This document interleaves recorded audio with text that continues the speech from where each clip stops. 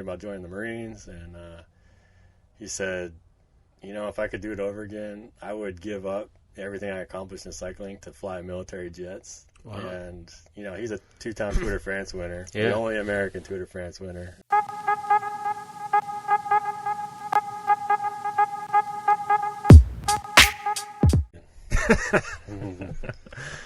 All right, so I am here with my buddy Chris, and we literally just got done riding off the trail. Like, you're like, all right, we're going to do this podcast, and I didn't have anything set up, so I guess it's impromptu. I mean, we talked about it, but so now we're actually doing it. The trails are literally right behind us. So, first podcast, but I'm going to explain to people how we met. Your wife came into my 9-to-5 job, and I saw a bike pad on the back of her truck, and I was like, oh, you ride mountain bikes? And she's like, no, I don't, but my husband does. You guys should ride together. I'm like, okay, sure. And then she gave me your number, and then she's like, text him. And I text you, and you're like, yeah, sure. And then we didn't talk. You're just like, meet me here.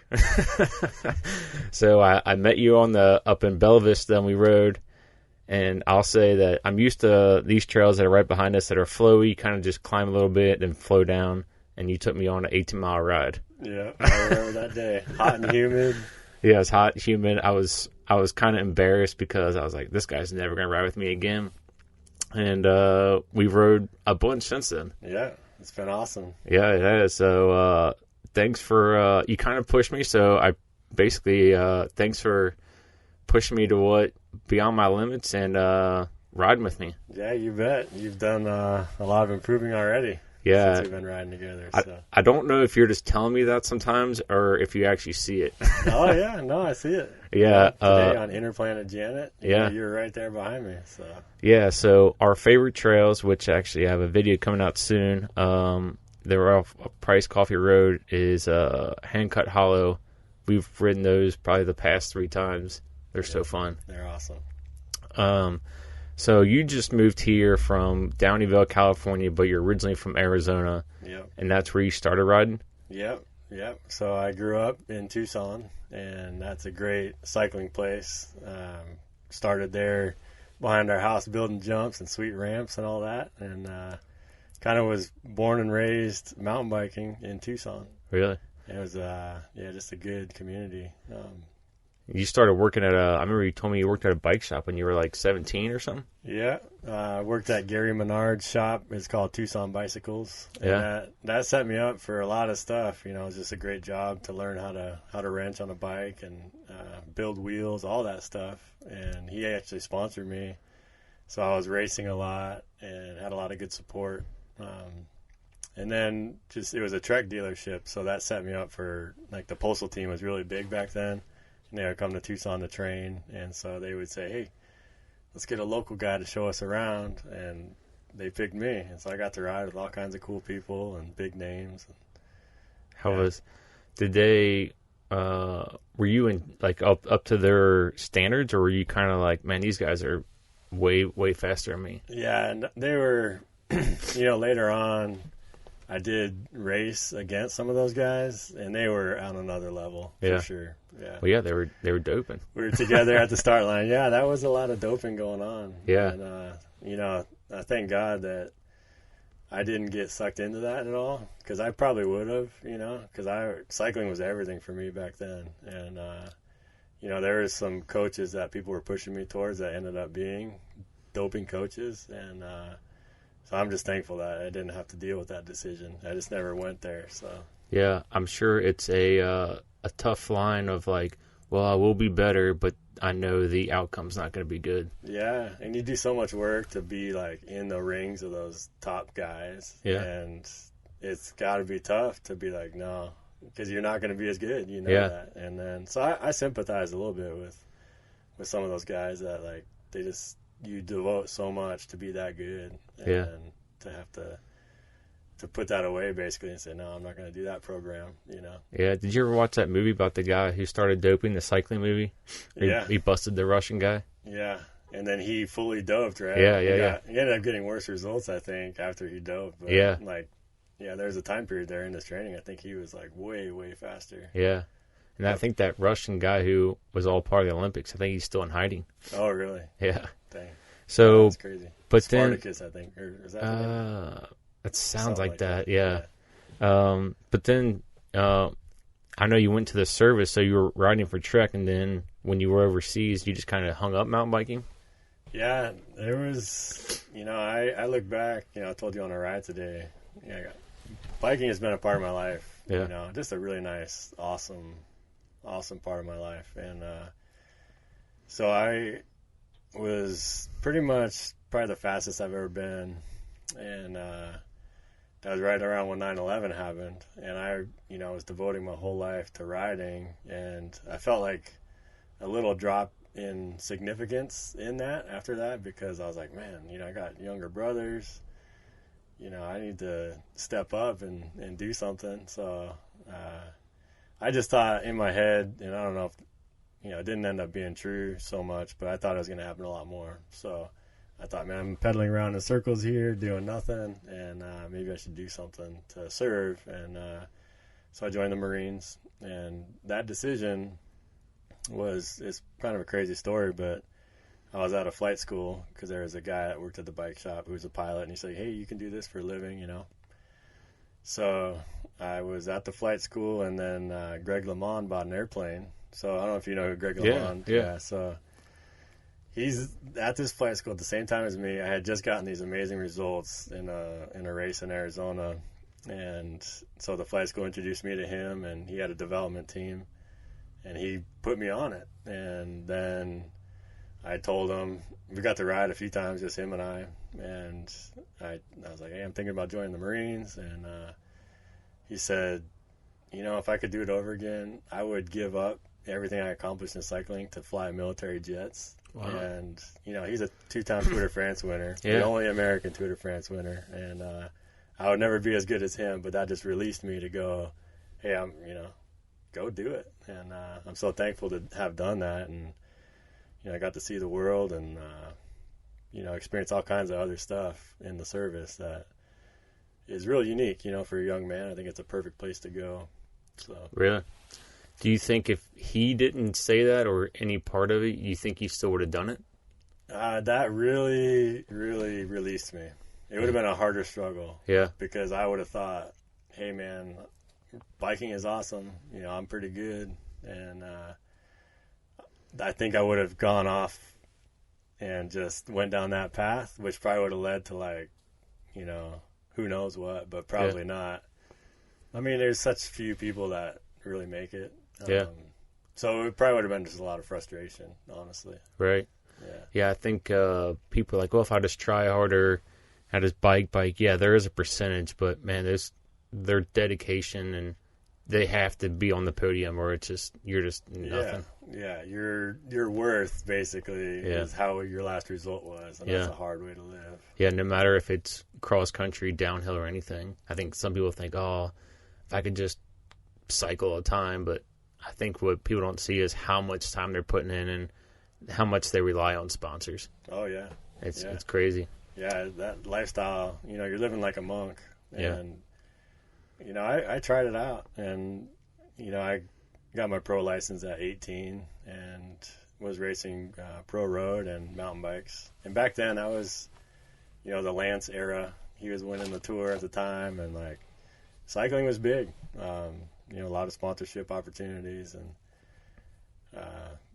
my buddy and I, Scott Keller, we traveled the country all over. Really? Sleeping in the car and racing as much as we could, and we had mediocre results. A couple really good results here and there, but that's a lot of my friends from that time they don't ride anymore.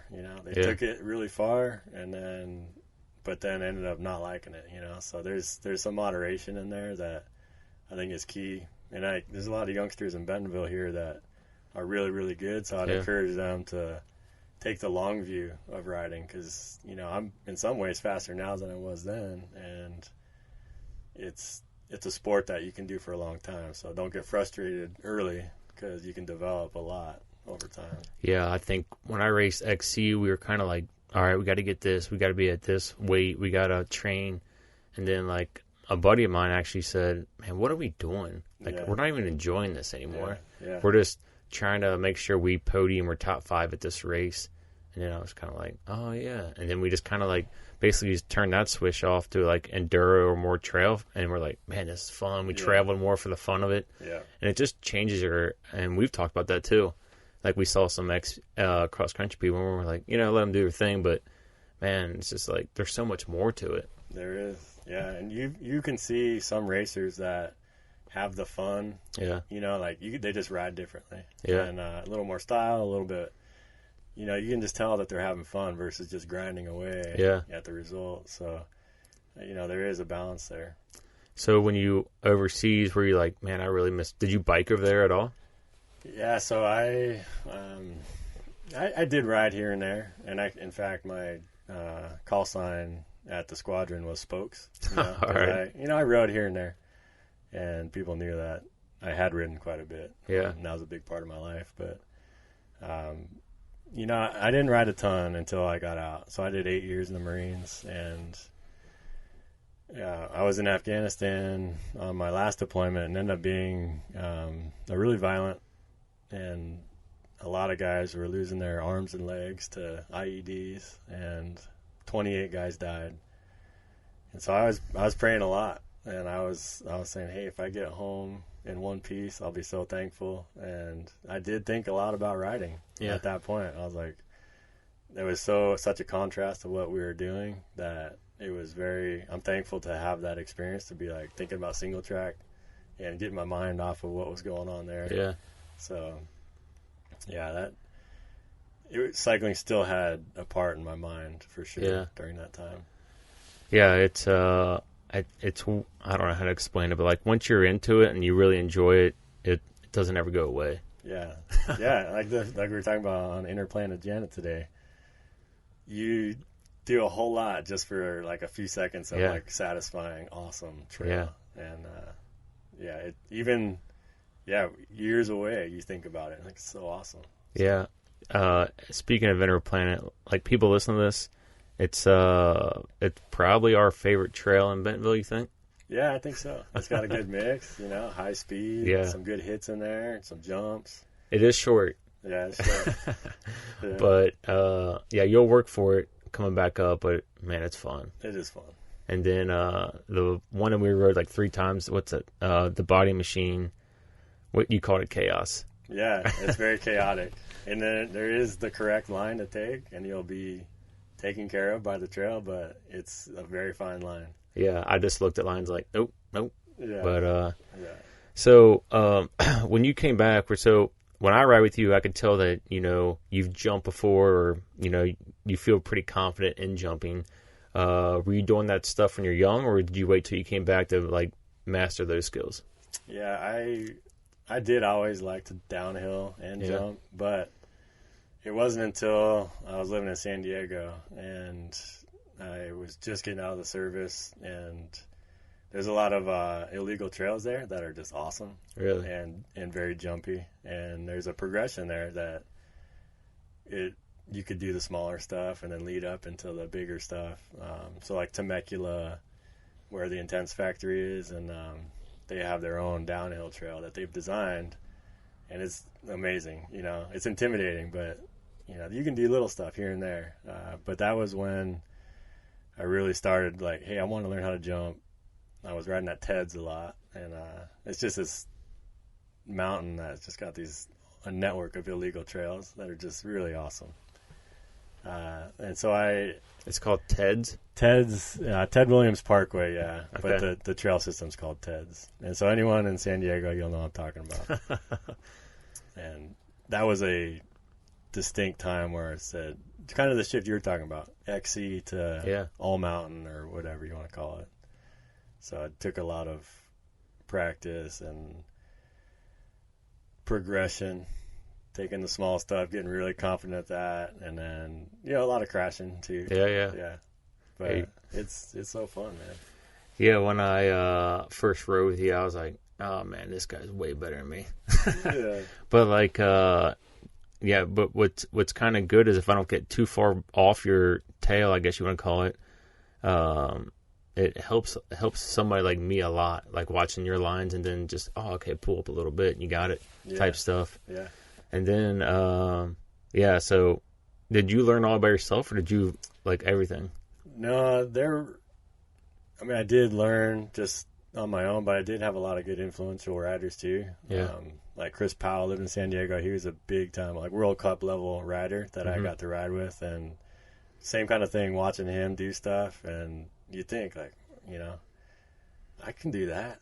And so you give it a shot, and you just watch what they do and you just learn. And cycling is one of those things where you can pick stuff up that you can't really read it. You can read a book about skills, but when you see it and you can immediately emulate it, it's very helpful. So. Yeah, when you said you're like, I do XC and road bikes, I'm like, oh. And then you like show up on the trail, I was like, this guy's not XC or road bike. But you've done it all. You've done it all. Yeah, I've done it all, every aspect of cycling, aside from cyclocross, like we were talking about earlier. That's one thing I didn't, I practiced some of the skills, but never really dove too much into that part of the sport. But everything. I'm just changing subjects. I remember you mentioned when you were in the service, you were part of fueling the planes. How tricky is that? So a lot easier for me than like the helicopter behind me. Okay. So C-130 and the Marines, they're all equipped the same, but they all refuel aerially. So you're up there and you let out these hoses with little parachutes on them, and either the helicopter or the jet will come behind you and catch the probe, basically. And for those guys, I just have to fly straight and level, stable, and they, there's turbulence, there's all kinds of stuff going on back there. So you can see all kinds of videos about doing it right and then making mistakes. It's kind of crazy, but you can feel like the rotor wash on the rudder pedals. You're close, like. It's pretty amazing what the military can do as far as like all the capabilities. And as a mountain biker, flying was very close to riding. Really? And it's flying low level routes through these big mountains and desert valleys and all over the world. And it was, I think riding's better, but it was a close second, I would say. So how long does it take to refill like a helicopter or jet? Yeah, you're not that long. Really? Yeah, just a handful of minutes. Wow. Yeah. But it just blows me away. Like, you're so casual about it, but if you see it on video, I'm like, that looks insane. Yeah. It's probably more insane for the jets or the helicopters behind. Really? Yeah. That helicopter seems completely insane. Yeah. So where's the fuel on the helicopter? Because you got the prop. Yeah, so there's a probe that sticks out the nose of the helicopter, and the prop, that is a risk factor because if they're low and they pull up, that rotor does this kind of thing. Yeah. And it can cut into that fueling hose, and that happens quite a bit. So everyone's just got to be on their best behavior. It'll go all right. But, oh man. Yeah. So or even at night, night vision. What? Yeah, pitch black. You did that? Yeah, it's nuts. Yeah. So, and even just a rendezvous. So, you're just two aircraft, out in the big sky, and you got to find each other and form up in a formation, and then there's a lot that goes into that. Dang. So you go from San Diego, and then I know you lived in Downeyville. Is that where you transitioned to next? Is that where you moved next? Yeah, so we moved to Lake Tahoe from San Diego. And that was another amazing place to live, to ride. And they have an amazing system there for all the different kinds of riding. There's cross-country, downhill, significant stuff. And we learned how to ski. Growing up in the desert, that was a new thing to tackle. And from Tahoe, we also moved to Carson City. So we got a really heavy snowfall one year, and we said, hey, this is too much. So we moved down the hill to Carson City. Yeah, I remember talking to your wife. She's like, I hate the snow. I don't miss it. Yeah, she doesn't like the sound of it, walking on it. That's what it was. She compares it to like nails on a chalkboard, That's crazy. Yeah.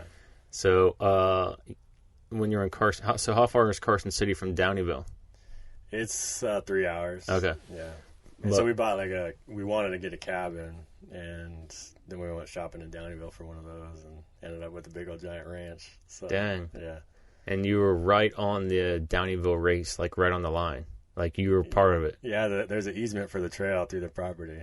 So did you know that buying it, or are you like, hey, what are you guys flagging off here? Yeah. If anyone has ridden the Downeyville downhill, it's like a 17-mile downhill, and probably mile 14 or so, you come out onto this double track, and there's this house in a giant grass meadow, and you're like, this is so out of place. And I actually, I was hating on it for a while. I was like, that's so weird, why is that here? And sure enough, that's where I ended up buying and living there for just part-time. We tried full-time on it, but it was pretty rough winters. So, really? Yeah. What's Downeyville like as a town? I heard basically when the race is over, or that little whatever time, then it's kind of like there's not really much out there. Yeah, it's an old mining community, and it actually was going to be the capital of California, believe it or not, during the gold rush. There was thousands of people there. So now there's, a few hundred. And during the summertime, it gets busy with riders because there's a shuttle service that takes people up. So you're probably getting 200 people a day riding that trail coming down. Okay. Yeah. Same trail on the same ranch or farm? Yeah, that's the main trail. There's quite a bit of other stuff that, some people go out and ride it, but it's pretty backcountry. They call it the Lost Sierra. So really? It's rugged and it's hard climbing. So it's actually probably a good place for e-bikes, because you can cover some ground and get out there and experience this stuff. Or else it's pretty epic rides. I need to try it. I've never ridden in California at all, but I always think of it being real dry. Yeah, this is not. It's crazy. So the western front of the Sierra Mountains, they catch all that coastal rain, and it rains buckets. I think it's like 80 inches a year or something. Really? Yeah. So how far are you from? What's the big mountains where all the climbers go? Like in Yosemite? Yeah. Yeah, it's not far. I mean, Downeyville's kind of at the northern end of the Sierras, and that's like kind of the 3/4 of the way up. Okay. Yeah, they said once you go to Yosemite and everything, that's like the real California, like you really want to see, versus like Southern California, which is all like just okay. Yeah. Like as far as California's diversity, it's pretty amazing to have the alpine stuff. Up on the mountains, and then the deserts and the coast. It's an awesome state. Yeah. Well, I should say. Yeah. the nature part of it is awesome. Yeah. No doubt. So you moved here in Bentonville in August. You actually live on the Missouri side, but you guys were shopping around. Your wife told me you guys were shopping even in Cincinnati. I'm thankful you didn't move there. Yes. You're thankful as being a rider. But what drawed you to here? Yeah, we took a leap of faith. It was getting kind of droughty in Arizona, and there's a lot of people moving there, and we thought, hey, it's a good time to sell. And I had done flight training in Little Rock, Arkansas, and I knew the area was cool. I knew that there was some riding, but I didn't make it a priority as far as our move. And so we actually looked, Kentucky, Missouri, and Arkansas. So my wife and kids took a trip out and did a road trip, hitting all those states, looking at all the available properties, and fell West in love Virginia too. Well, on the edge of Kentucky. On West the Virginia. edge, yeah, right there. So this one that we ended up getting in Missouri, they all fell in love with it, and thank God it all happened, because we were trying to sell our place in California, and it took a long time to sell. It was on the market for 18 months, and my wife, she said a prayer. She said, hey, if this is where you want us to go, we got to sell California. And sure enough, that week, I was there, and we saw like 3 or 4 people a day coming in to check out the property, and sold it. So, I guess God wanted us out here. Yeah, you were saying you were the realtor wouldn't come because it was so far out, so you were showing the house. Yes. So he's like, hey, man, there's someone to be there at noon, I thought it was just once, but it ended up being, I became like the real estate agent for selling that property. You're like, hey, you're not getting your 3%, man. Yeah, but it ended up being awesome. I met we had a former NFL football player come check it out. I got to talk to him. That was awesome. Another Marine came out to check it out. So I enjoyed it. Got to talk and know to people. Yeah. It's a big property, so you had to show all the ins and outs and everything. So it was cool. That's cool, man. Yeah, I've your place here is really cool. I like it. Yeah. It's, man, now you've gotten into hunting. We'll get into a second. So, but yeah, your setup is pretty sweet. It's got some nice rolling hills, or I guess they're not mountains, but maybe. But then you got nice like pasture, so you got some nice setup there. Yeah, it's great. The value here is pretty insane compared to what the West is experiencing right now. Yeah. And we were dabbling in homesteading in Arizona, but that's a lot of work to keep stuff alive there. Yeah. Plants and animals. And so here, it rains often. Yeah. And the grass grows by itself, and it's awesome. Isn't it crazy that what we had maybe 48 hours of like downpour, and now 2 days later we're riding trails? Like where I'm from, no, we're done for a week. Yeah. Even if it's sunshine, it had the sunshine every day. So like we're here, we're 48 hours. It was, don't get me wrong, it was a little sloppy, nothing crazy, but I'm just like, man, less than 48 hours, we're already back on the trail after a monsoon came through. Yes, that gravel drains. Yeah, that's nice. Yeah, there's no topsoil here. It's just rocks and gravel. But yeah, so you got it. We talk about hunting because you got into it when you got here. You weren't into it before, and I talked to you this morning at church, and you're like, man, I love it. I'm addicted. Yeah. Yeah, that's something I always want to do, as far as like, hey, are you a man? Yeah. I felt like part of the man equation was hunting. Yeah. And, knowing how to skin and gut an animal and all that. So that came to fruition this year because, in Missouri you can hunt on your own land as long as it's 20 acres and above, and it's free. Oh, really? Yeah. It has to be so many acres above? Yeah, as far as getting your landowner permit, yeah. Okay. Yeah, and our neighbor, his name's Jimmy, and he's awesome. Man. Yeah, Jimmy. And I told him, I was like, I want to learn how to hunt. I want to learn how to skin a deer. And sure enough, like day one of hunting season, he shot a buck and taught me how to do it. And then it was maybe a week later, I got my deer. So, yeah, it's awesome. It's, what an awesome way to spend your time. Yeah. It's people that don't hunt.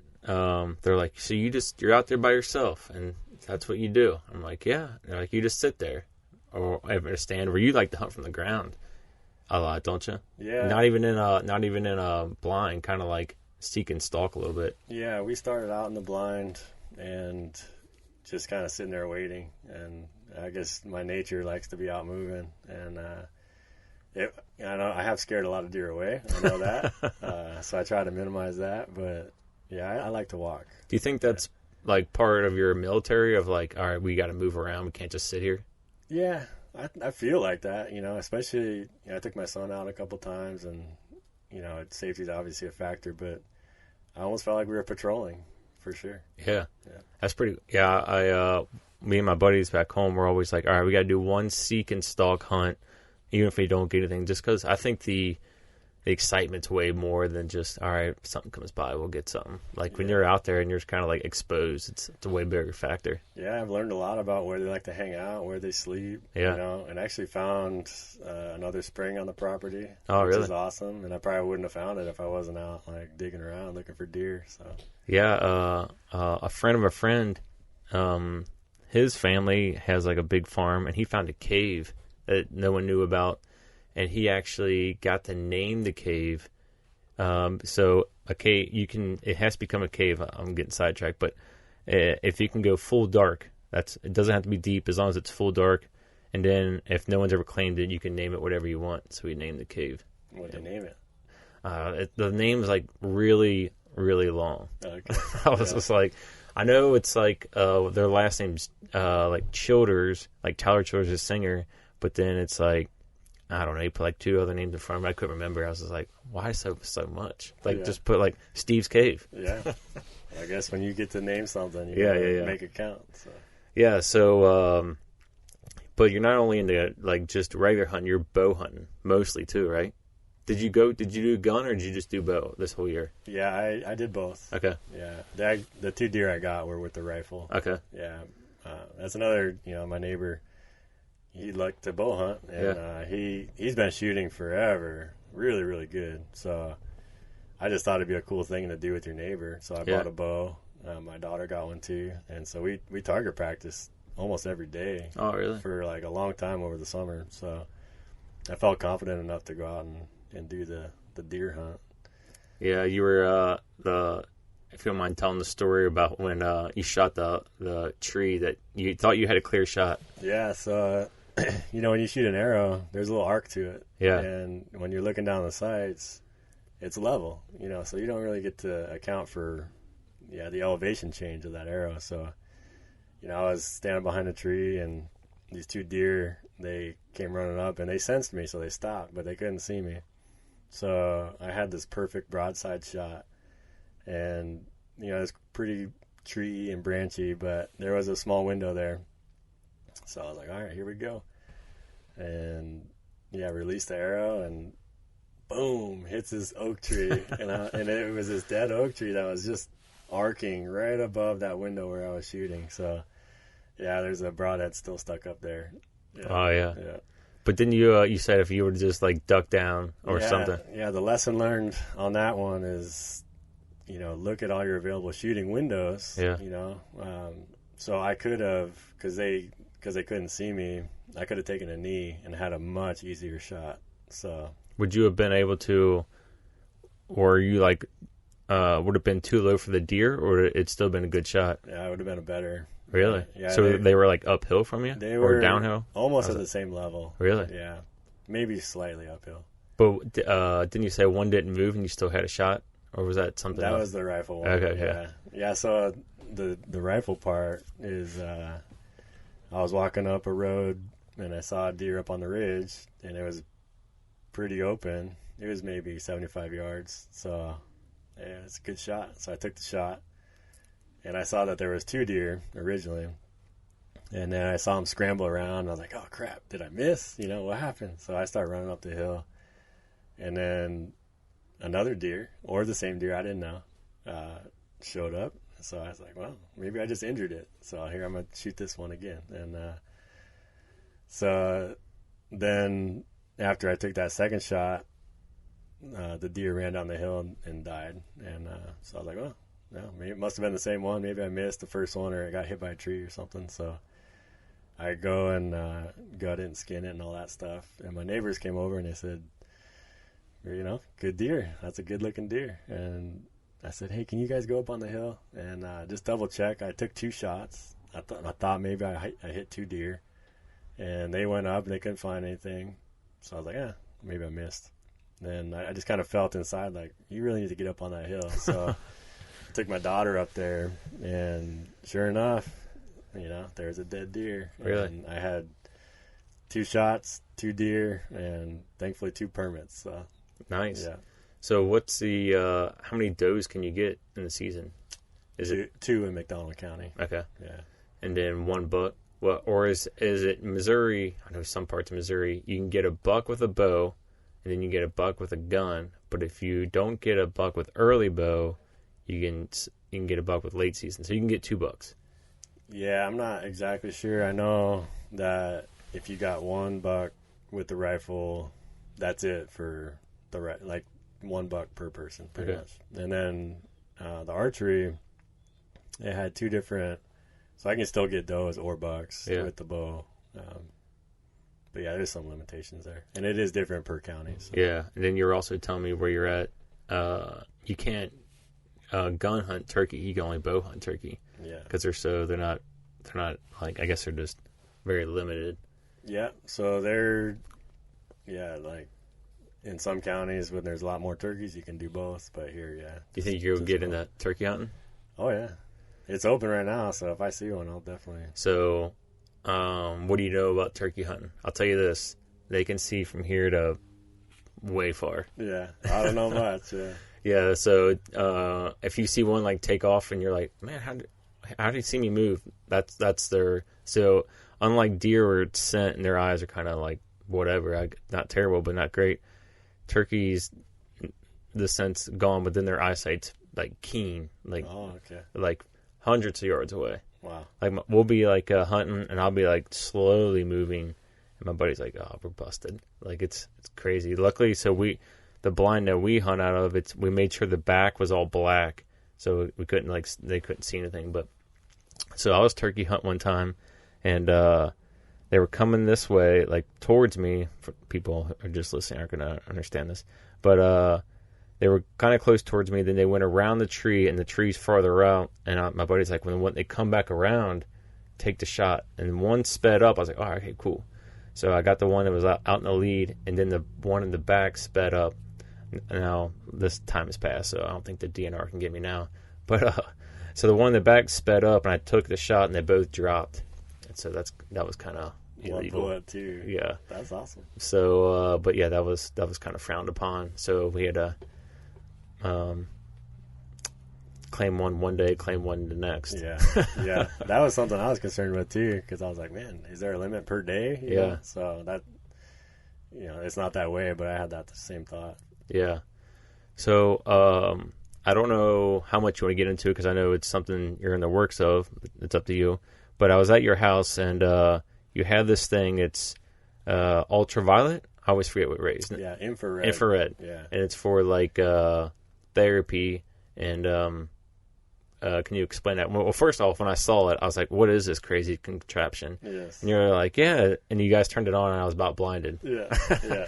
And you're like, "No, it's for like weight loss therapy, and then recovery, and then a bunch of things." So yeah, it's pretty cool. My wife, she's kind of a little backstory.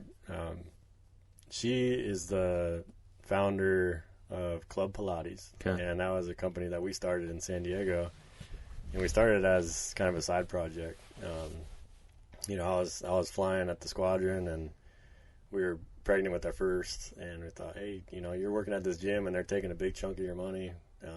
Let's start our own. And she had a big clientele following already, so we started it, and this business just took off. And a lot of that's because of her, her personality. But we grew it into 5 studios in San Diego, and then we franchised it. And then when we sold it, there was 100 in development. And the guy who bought it from us took it to the next level. So now they're worldwide, and there's even here in Arkansas. But we're going to try to duplicate that model with the red light. And so the idea is that people will come in and get their therapy, kind of like at Club Pilates we had 12 people per hour. So more Pilates for the masses, and then same idea, more red light for the masses. Right now it's pretty exclusive, so we got to get the price point down. But the benefits of the red light is pretty significant. It's a cellular process, so the red light hits your cells, and it causes all kinds of health improvements. So, from our perspective, like performance enhancement, it makes your mitochondria better, perform better. The exact mechanisms, I don't know all the science of it, but that's from a performance angle. But weight loss, there's been a lot of weight loss, so it basically deflates fat cells, and so people can use it for weight loss, general health. And it's just a cool system that, the technology has improved with the LED lights, that you can do it much better than any time before. And it's not a brand new system. It's been around for quite a while, but it's a lot more accessible now. Were you, so how did you find out? I guess I'm going to ask, were you skeptical of it at first? Or were you like, all right, we're on board? Yeah.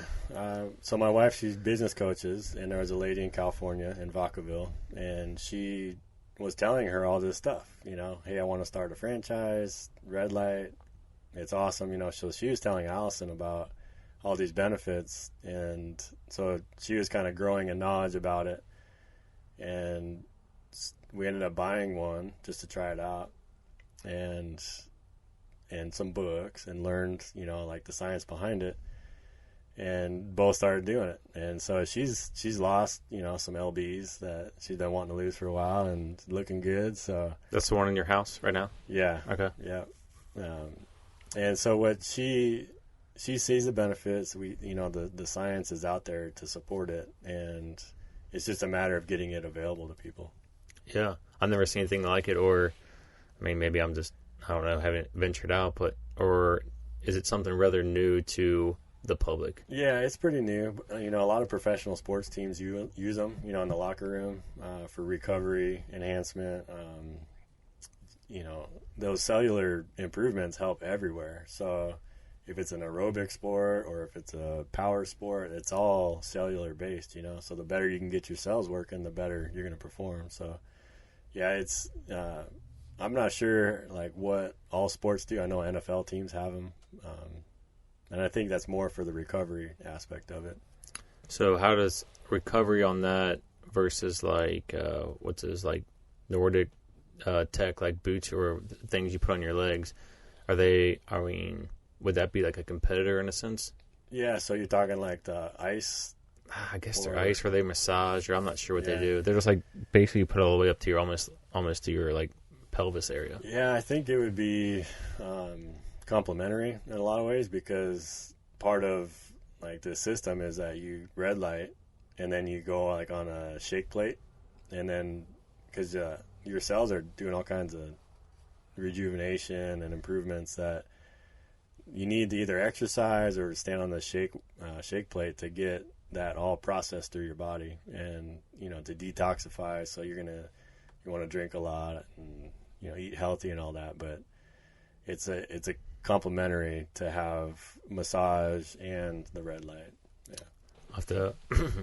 I don't know. Yeah, it's very interesting to me for sure, because you're the first one to see it, and then I don't know, can't we just hope it works out for you guys? Yeah, I hope so. We're looking for a space right now, and we'll see how it all goes. Yeah. And then she even said that when the kids get like a bug bite, you can even use it for that. Yeah. The first time, it's kind of crazy, but my son likes to play airsoft. Yeah. If anyone that doesn't know, it's kind of like paintball, but there's these little plastic BBs. Well, we had a friend over, he got shot in the head, and it was bleeding, and so we had a red light mask, and we put it on him, and sure enough, it heals a lot quicker when you use that red light. Really? So, yeah, it's nuts. I didn't know you had a mask. I thought it was just that thing that you stand on. That was the first thing she bought. Yeah. Okay. Yeah. We've been doing some biohacking lately. Yeah. Yeah, just if I ever come back over, I don't know, if you have a mask on, I might be kind of freaked out. Oh, yeah. When you get the full get-up on, it's pretty crazy looking. Yeah. So we didn't talk about, we haven't talked about bikes yet. So you ride an Ibis aluminum frame, right? Yep. How long have you had that bike? Probably about 2 years. Yeah, you seem to like it a lot. Yeah. But then you hopped on my pit for a second. You're like, oh, this is nice. Yeah, it felt a lot lighter and faster. So when you were racing, like enduro, what kind of bike were you riding? I had a Pivot Mach 6 for quite a while. Yeah, that was a great bike. And then I had a Mojo HD Ibis. And then I went through the Evil Reckoning and Evil Following. So pretty much all of those are the DW Link bikes. Yeah. And I really like a bike you can pedal without it bobbing up and down like crazy. That drives me nuts. So those all seem to be really well able to handle that. I did also rode an Intense Primer for a while. You still have that, don't you? My son rides that bike. So that was a perfect bike for Downeyville, like for that race, because that's a Saturday, Sunday race. They call it an XC on Saturday, but it's mostly just a massive climb and then a long downhill. And then on Sundays, it's just pure downhill. But you got to use the same bike. So you got to have a good all-around bike that can climb well and then descend and handle all that. So that I won that race twice on that bike. So dang. Yeah, it's amazing how in such a short time how like enduro or trail bikes have come with no pedal bob or very limited. I remember like 6 years ago, you're like, I'm not getting a full suspension. There's so much pedal bob there, and now it's like very, very small. They've figured that out real fast. Yeah, the pedal bob and then the progressive curve on it. Yeah. So like the deeper you go into the travel, the harder it is to push this, to go through the linkage, and that to me that makes the most sense. Yeah. Snappy handling and then a lot of resistance. They played around with all kinds of curves and stuff with the suspension, but I think that makes the most sense. Yeah, I remember. I know when my bike's getting low, the shock, the air, because then the pedal will be there, but then I'll have a lot of pedal strikes way more. And I'm like, okay, let's crank this back up. Getting low. Yeah, but like back in the day when I first got a full suspension, I'm like, man, I'm not feeling this. Maybe I should go back to hardtail. But then I was like, I just got to maintain this.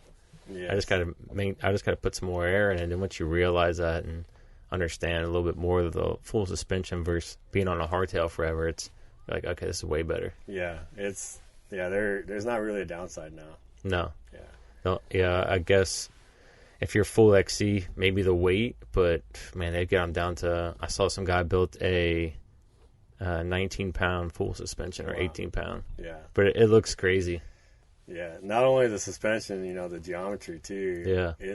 I don't see a downside to having a slack head angle, No. steep seat tube. I mean, I got long legs, so I like the steep seat angle, and for any bike, XC, Yeah. So I think they need to keep pushing that envelope on the slacker head angle and steeper seat tube, and I think that's the way to go. I seen a guy out here one time, dual crown hardtail. Oh wow! And he said he called it the bee's knees. He's like, the only thing it's kind of goofy on is like rock gardens. It's a little goofy, but other than that, it does everything. Yeah, I remember seeing that guy. Oh yeah, you were with me. That's right. Yeah. He wrote it well. So yeah. So we were also talking about recovery with like CBD and how, I don't know, I think how it helps. You don't use any though, do you? I don't. No, but we talked about how, I don't know. I started using it. I feel like it helps, or with sleep, and how, in a sense, like there's a bad, I don't know what you would call it. Like people are frightened of marijuana in a sense, and I don't know. I think CBD should be used more in people with anxiety and stuff like that. Yeah, I think the more natural remedies we can do, the better. I don't think that any kind of big time pharmaceutical stuff is going to be beneficial to you at all. The drawbacks are so severe that, why not try something a little softer first before you go doing these catastrophic type treatments. Yeah. I have a buddy who's kind of going through some stuff, and people are like, oh, he should go to the doctor, and he went and they prescribed him. And I was just like, man, I get it. Some people suffer from some things, but I feel like there's other methods, and that doctor's just making money. Yes.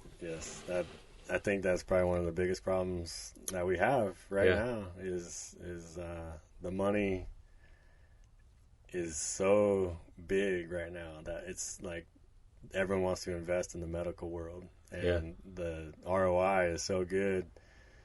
But what about the patient? What about, are we geared towards having a life of health or geared towards a life of dependency on pharmaceuticals? Right. And, like God gave us an awesome immune system. He gave us these bodies that we can use and rely on his systems instead of like this man-made stuff that, if you look at America, we don't look good health-wise, but we sure spend a lot of money on healthcare, and it's like there's not a direct connection there, so it's out of whack for sure.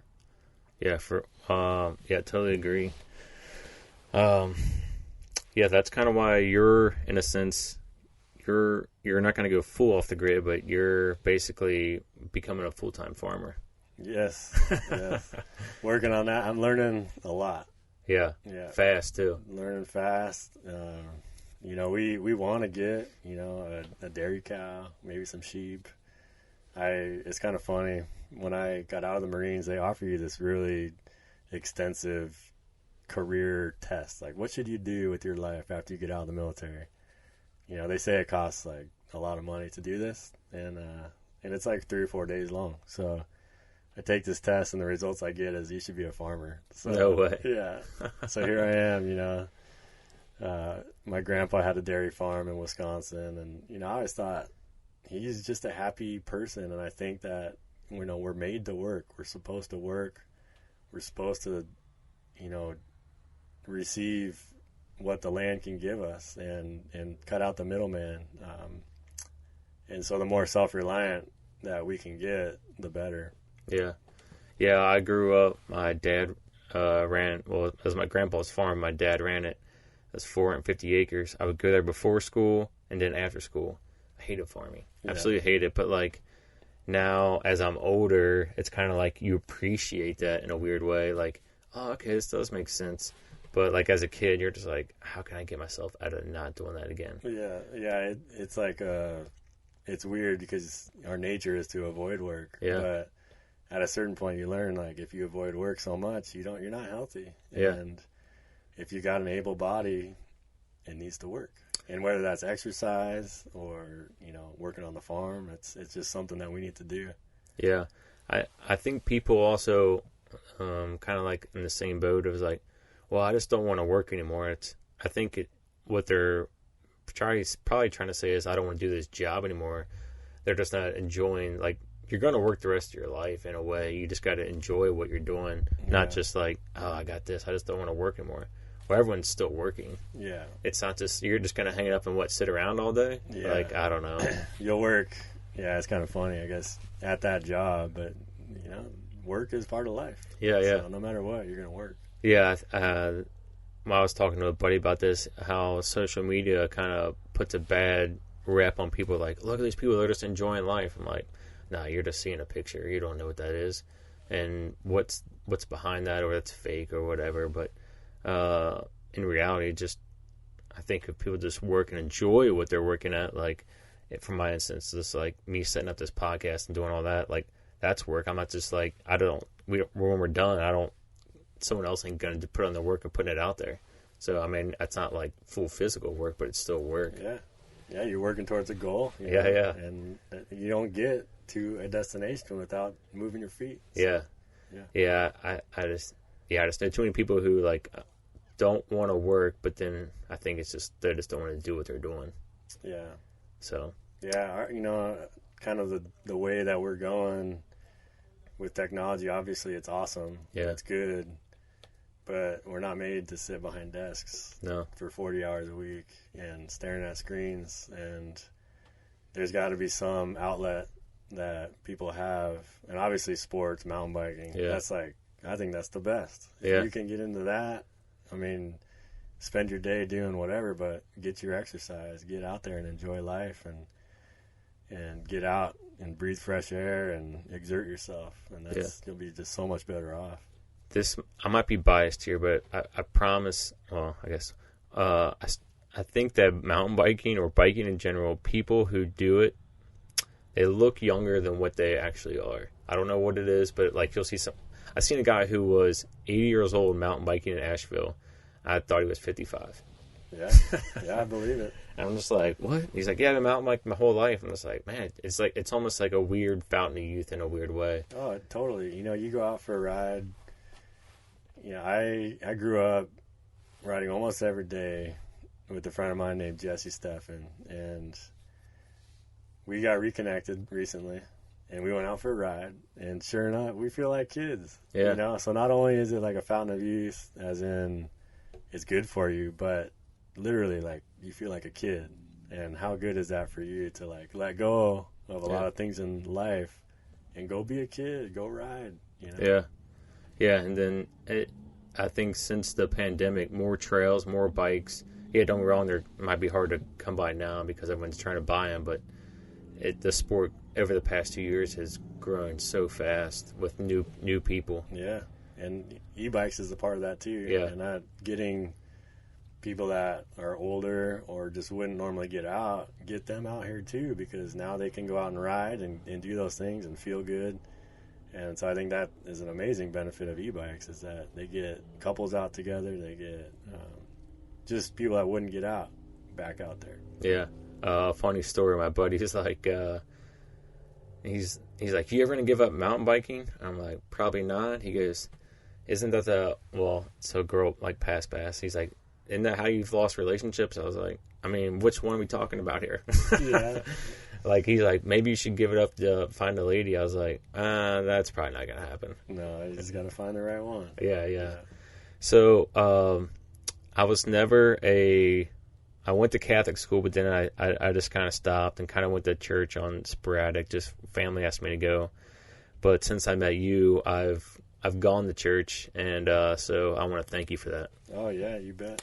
Yeah, it's weird. It's weird in a weird way. I was like, I won't go. And then we just started talking, riding, and you're like, hey, come with me. And well, first you asked me to come over for dinner, and then you're like, and I was like, what about church? You're like, yeah, you can come to that too. Yeah. So we basically spent a whole day together in a sense. Yeah.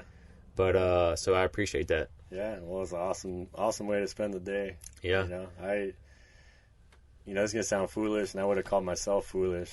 When I was 38, my wife came home and she had heard the gospel like for the first time, and she said, "Chris, Jesus is real. He's the King. That's it. Jesus." And so I'm like, well, I better read the Bible. And so I go off, and we were in Downeyville for the winter that year, and had plenty of time to read because it was raining buckets. And the gospel is that Jesus, he suffered and died for our sins in accordance with the scriptures. He was buried, and on the third day rose again in accordance with the scriptures. And that that was meaningless to me for most of my life.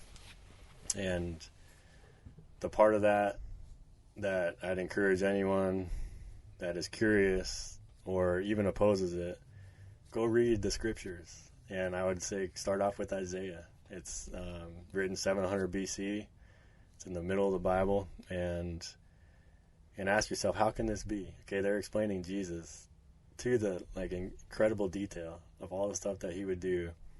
And this is 700 years before he was here. And so I was confronted with that. I was like, dang, how can this be? So I'm reading the Bible. I'm not a believer at the time. And God taught me. He said, hey, I know the end from the beginning. That's one of his claims in the Bible. So how can you prove that? Well, he tells us what's going to happen. And not only did he tell us what's going to happen back then, but even now. What's the future hold? And it's all in the Bible. So I'd encourage people, just that's top priority. Seek first the kingdom of God, and that everything else is second to that. We love mountain biking, but secondary to relationship with God and all that he's done for us. And if I heard myself say that 3 years ago, I'd be like, Chris, dude, what is wrong with you? And but I was blinded by my pride. I thought I knew everything. And part of that pride reduction, I think God uses humbling events in our lives to remove the idea that, hey, I know everything. And for me, that happened in Afghanistan. I was a forward air controller, so I called in 89 airstrikes while I was there and killed around 100 Taliban. But one of those bombs hit a Marine, and his name is Matt Abate. It happened December 2nd, 2010, and it crushed me. And that was one of those events. It was a low point in my life, but that God used that to soften up my heart and say, hey, Chris, you don't know anything. Go learn. And so that kind of set me on a spiritual journey that ultimately led to becoming a believer. So, man, that's yeah, I think I'm where you were at 38 right now. I'm still trying to find it, and I can tell that you kind of see that. But yes, I'm still trying to figure that out. But I'd say and I was always, even when you ask me at church, all I think about is, no offense, everyone's got their choice in church, but these mega churches, and you're just like, what did I learn here? Did we just go to a concert? Yeah. But the preacher is Cole, right? What's his name? Yeah. Really good. He's really good. So once I heard him for the first time, I was like, okay, all right, I'll try to make this a priority. Yeah. And I need to put more of both feet in. I'm kind of, but I'm working on it. Yeah, it's a process. It took me, it's kind of crazy. So the way I would consider myself, my whole life, I would say things like, believing in God is just like an insurance policy. People are scared of dying. They just need something to make them, comfort them, you know? Or it's like an insurance policy, you know, that kind of stuff. Just a lot of ignorant things. And it just, you know, I was sitting myself up like I knew everything. But, you know, in a human perspective, like a king spreads his kingdom by shedding the blood of his enemies, right? That's just how it works. Modern day, you know, his country is doing the same thing, but God's different. He shed Jesus' blood, not so like, yeah, human, that's the opposite. He shed his blood for his enemies, and I was an enemy. You know, I was basically just blaspheming all day long, and Jesus shed his blood for me to grow his kingdom. And so it's the opposite. God does things opposite of what we think. And so that process of understanding that he wants relationship with us, and he, you know, like, we live in a beautiful creation and we witness it all the time, and we want to do things our way. Yeah. And when we do things our way, it's not in a godly way. That creates inside of us, we all need to be healed. Like, we all have shame. You know, I know, like, when I was going through the Bible for the first time, I saw a lot of sin that I was hiding, and I haven't done those sins since. And it's like those things that we don't want people to know about, you know, we feel shame about, they wear on us, and they're a burden to us. And that's what that Jesus says, hey, my burden is light, my yoke is easy. He'll remove that burden. And it's when we do things God's way that we're going to have true freedom. You know, this world, we think, like all the messaging we get is, hey, do what you want, man. You're the king of your life. Do what you want. And that, in reality, is putting, you know, because what do we want? We want to do sinful stuff. You know, that puts us, we're prisoners to sin.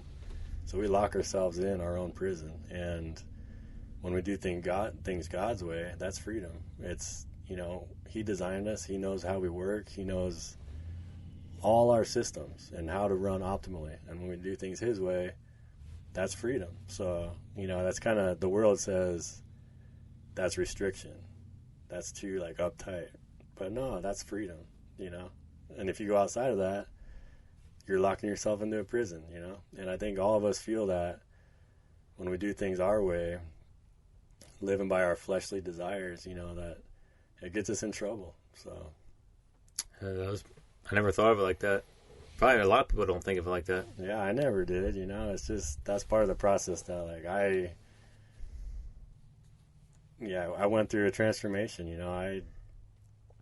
Like I said, you know, I thought I knew everything, and everything that I thought I knew, you know, I relied a lot on consensus. So the scientists say this, that, and the other thing, you know, their consensus, and that's what we take as truth, is like, what is the most agreed upon thing, right? Well, when it comes to, like, origins, everything is faith-based. You know, if you're going to take, like, the secular humanist worldview, it's like, hey, we're here basically by an accident, and, you know, how did we get here? Well, there was, like, a big bang, and we don't know what started it. It's all faith. And you get beyond, like, our observation right now, we're talking faith, you know. And so when I learned that, you know, obviously we think religion is faith-based too, but so is everything else. So is any kind of science that says, hey, this is what happened back in the day. That's faith. And so, like, wrapping my mind around, well, what do I currently believe, you know, back then? And what is the Bible saying? And I saw that, you know, the faith has a lot more grounding in what the Bible says than what I used to think, you know, growing up in the public school system. And my faith in that system is that I'm just believing what people say. There's nothing behind it. And I know that's going to sound like, well, science or whatever, but when there's no observer there to observe it, we don't know. It's faith-based. And so the competition between my old worldview and a Christian worldview is that that the scriptures are there, and it's a concrete thing that you can test. You can look at them and you can say, did that really happen? When was it written? What is it predicting? And you can look at them and you can test them. I think that it's like that for a reason. So that you can have that faith, you know, like I compare it to riding a trail for the first time, and you're hitting these jumps. You hit the first jump, you're like, oh, that was well made. That was good. Okay, hit the second one. Oh, that was awesome. You start letting it rip a little bit more because you're trusting this trail builder. And then by the end of the trail, you're letting it go full speed because in the past you've seen that this trail builder knows what he's doing. So, like in the Bible, there's faith to walk in faith, but you can look at the history and see all the completed things that God said he would do, and he accomplished them. So, looking forward, it's like, hey, I trust him because of what he did in the past. Oh, good way to put it there in the mountain biking. I never thought of it like that. Yeah. And that was kind of intense, but in a good way. Yeah. I mean, like we were talking about on our ride, you know, there's a lot deeper stuff that we need to talk about. Mm-hmm. And cycling is such a good sport for communicating. And, you know, you can ride side by side, you can talk, and we all need it. And I was telling you about my friend Kevin, who he committed suicide. And one of my regrets was not talking with him deeper about the deeper meanings of life and how he's really doing besides just the surface stuff. Yeah. And I was explaining like how I'm going through how I can't justify what I'm thankful for, always looking at wanting something that's not there. And we talked about that, and you and other people was like, man, look where you're at, and thankful for that. So I got to always check myself for that. Yeah. So yeah, it's crazy. Yeah. It's nuts, you know, it's all perspective, and like perspective on how we view our current situation. And in Afghanistan, I got to see, you know, I would describe what I was doing as I was in hell on earth. Okay, and there's civilians all over the place, families, kids, and I would see them smile. I'm like, how can that be? They are in like the worst case scenario, and yet there's happiness in there. And so that perspective, I'm thankful for that, because I see what I have, and it's so far beyond what I need. And I'm thankful, and I've been blessed. I have a beautiful family, and when you really get down to what we need to be happy, we don't need much, you know, and I got to witness that. So it's one of those things where the perspective changes your view of where you're at. And so I, like for my kids, they've lived a blessed life, and I hope that they're exposed in a good way to stuff that will allow them to appreciate what they have. And yeah, like as you mentioned, we don't really need a lot to feel good about ourselves. Like I'm going through my head of when my apartment lease is up, living in this van for a little bit and saving some money. And I was telling my parents, my mom's like, "What? Why would you do that to yourself?" I was like, "Why wouldn't I?" Yeah, So, I mean, logistics, I got to figure some stuff out, but like, it can happen. And like, I mean, I mentioned other people on this like podcast, and we've talked about him, like Goggins. He always says, man, I mean, don't make yourself soft. Yeah. You'll learn from the hard times. Yeah. You know, David Goggins, his perspective on life, I think, is like spot on. Yeah. As far as like his physical nature, and he's big on perspective. Yeah. You know, you climb this giant mountain, and all of a sudden your local mountain doesn't feel like such a big mountain anymore. And so pushing yourself, and like I think we talked about this too, about when you think you're at your limit, you're like 10% there. You got another 90% more to go. So and then I quit riding ever after that. Yeah. But yeah, you're right. Yeah, we think we're done mentally. In reality, we haven't even started. Yeah, you're just getting started. Yeah, you're just getting warmed up. Yeah, you know. So that's another benefit to relying on God too. Is Jesus says, "Build on the rock that can survive the storm," and we all have storms, and we all have our lives, and and either we experience these storms corporately, you know, like what we're going through right now as a group of people, just kind of uncertainty and all that, or our personal lives, you know, whether it's a sickness or relationship problems, those are all storms. And if we can have that firm foundation of Jesus, that you can endure a lot, and that there's more to this life than what we can sense. You know, we have sight, smell, hearing. There's a lot more going on behind the scenes, and that we don't really know right now what that's going to be like, and until the end, you know what I mean? So the enduring the storms is key to have a firm foundation. So yeah. I've had a buddy say, you know, life's not out to get you. You're just looking at it wrong. Yeah. And I was like, oh, I never thought of it like that. Like, it wasn't like, to me, but some people, it's like, we always think life's out to, like, get us, or why is it giving us such these hard times? And in reality, like, it's not. You're just looking at things way different. Well, there's a lot of lessons to learn. Yeah. And if you look at it as, like, life or God is trying to tutor you into, you know, it's a Christian word, but sanctification, like, to perfect you. And so, like an exercise, how do you get better? Yeah. You hurt you basically hurt yourself to get better. I mean, you tear your muscles up and they repair and you get stronger. And these life lessons are similar. You go through these events and it hurts, you're in pain, and then you bounce back and you have a new perspective, and that will carry you through the next thing. And most of the time it's you learn that so that you can help your brother go through the same thing or a similar event. So all right, looks like well, man, thanks for coming on the podcast. I leave out of town a couple days. I don't know, unless you're coming to Bentonville for something, maybe we can grab some dinner, but if not, I'll definitely I'll be gone till after the new year, but we'll hit the ride. Yes, I'm looking forward to it. Yeah, you got some out of towners you're gonna show around, aren't you? Yeah, I'm really excited about it. Where are you gonna take them? You know, anywhere particular? Well, right here. We're gonna park right here and hit all these trails. Yeah. So yeah, the Jones family, they're just awesome, and yeah, their son, he's a good little rider, and he's gonna really appreciate all these trails. Yeah. Yeah. And you've already had 2 friends move up here, or 1? So one, possibly 2. Yeah, 1, possibly 2. Yeah.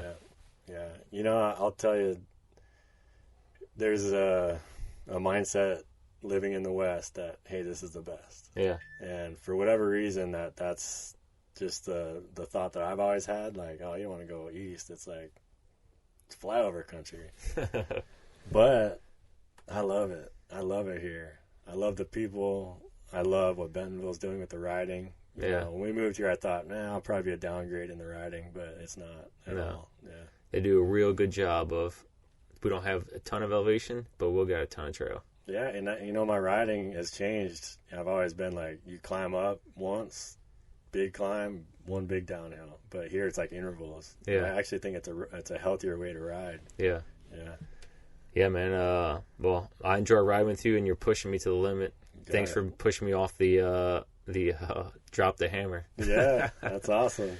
Yeah, I couldn't have thought I would have done it after I had a big wreck over the summer, and mentally I was like, I don't know if I can get back into this, because it's just like, I mean, even small little drops, and then now, not even maybe 6 months, 5 months later, I'm doing that. Boom. Yeah. Yeah. And it's butter. It's perspective, right? Yeah. So now I've noticed you've gotten faster. It's because in your head, hey, I can do this. I did that other thing. So, yeah. And it's